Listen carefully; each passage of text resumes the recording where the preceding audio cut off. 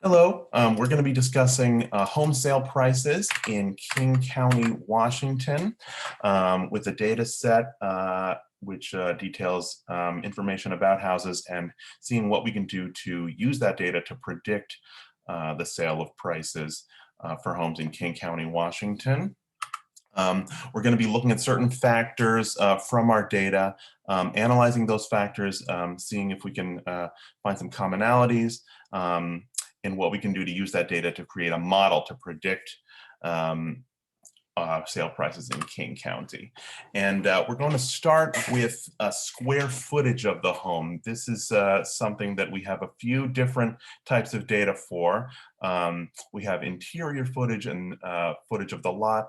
Also provided was above ground versus basement square footage.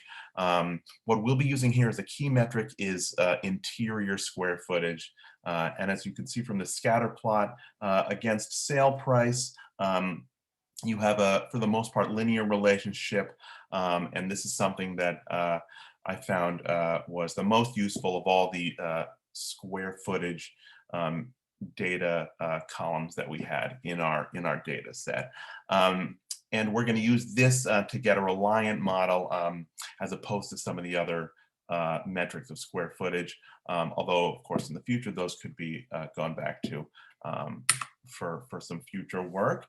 A factor that I wanted to highlight in addition to or in conjunction with square footage was the zip code. And what this graph is showing you is 4 different zip code categories, each representing a quantile of the mean sale price per zip code. So in other words, you can see kind of at the bottom, we have our same plot we were just looking at in the previous slide, square footage versus price, but this time we kind of see where our zip code means are.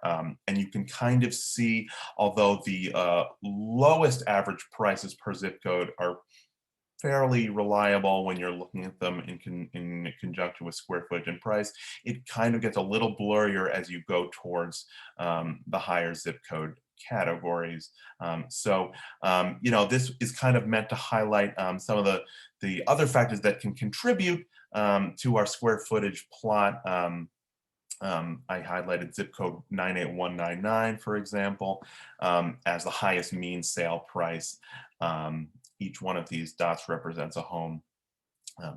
And you can see a fairly linear relationship even in zip code category, although it does kind of get a little blurry as we move on. Some things that we're looking at with our categorical data, and by that I mean bathrooms, bedrooms, number of floors, things that have a specified kind of parameter to what they're going to be.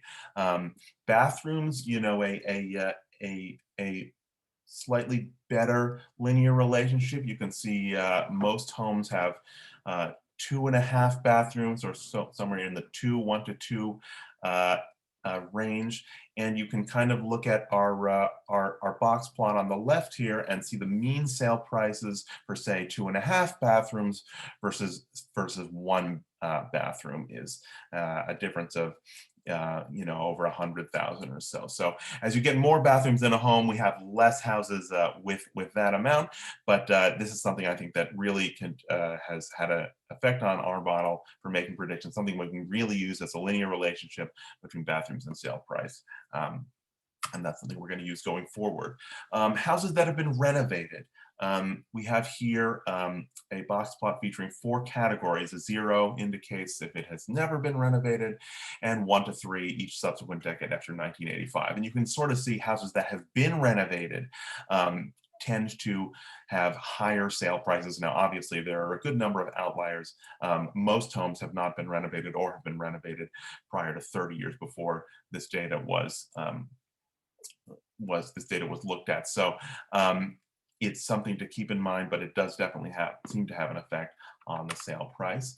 And so when we have all of these features, our model uses a stepwise selection. And what that is a process that filters out the data that doesn't create accurate modeling and keeps the data that does. Our predictors are working together, and we scale our data so that all the numbers are on the same scale, and we can really use all of our square footage and bedrooms, bathrooms, anything can be working together to help make a final model that accurately can predict the sale price of our home. And it's multiple run-throughs. You know, this is not a process that is a one and done kind of thing. We do this multiple times. We continue to do it. And you know, it's something that we're always looking at. And we have our actual versus predicted test prices here. Now, these numbers are scaled after our model has done its test run. What we're looking at here is this kind of straight line in our scatter plot. We can kind of see that our actual and predicted test prices have a relationship that you know, that is linear, and that we can use to kind of verify our model is accurate. Our future work, things that we can do in the future, further look at our zip code. What's special about our zip code? We mentioned 98199 is the highest mean. What can we look at there? You know, maps, proximity to amenities, to downtown areas. These are definitely things to keep in mind as we move forward. And the dates of sale, we were looking at data from 2014 to 2015. How about that data over 5, 10, or 20 years? Same with interior space. We looked at interior square footage, but we didn't have the sizes of the living rooms, of the bedrooms, of the bathrooms. You know, what effects, if any, do those have, and kind of can we tweak our model from there to kind of make it even more accurate? Thank you very much.